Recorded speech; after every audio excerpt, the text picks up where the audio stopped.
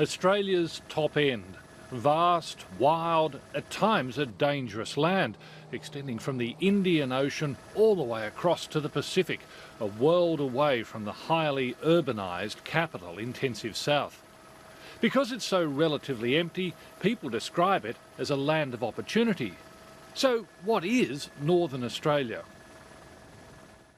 It's broadly defined as the parts of Australia north of the Tropic of Capricorn, spanning Western Australia, the Northern Territory and of course Queensland.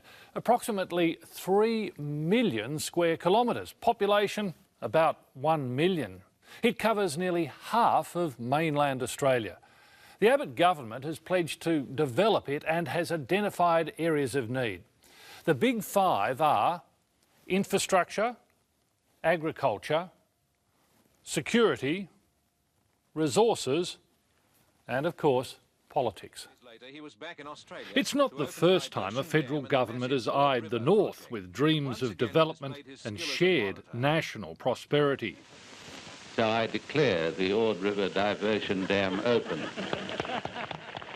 But out here, there is a huge divide between dreams and their realisation. There are pinch spots and roadblocks. Infrastructure, transport and services run hot and cold in the north. Yet many people believe that this area is Australia's future, that dreams can and will come true. Australia sees itself becoming closer to Asia, and the reasons for doing so are obvious. Within 6 years, Asia's economic output will be larger than Europe's and North America's combined. Northern Australia has 20 major airports and 25 seaports, but it's the roads that are the arteries of influence. Queensland is connected to the Northern Territory principally via the Barkly Highway. From Mount Isa, the major road network goes north to the Gulf, south to Longreach and east to Cairns.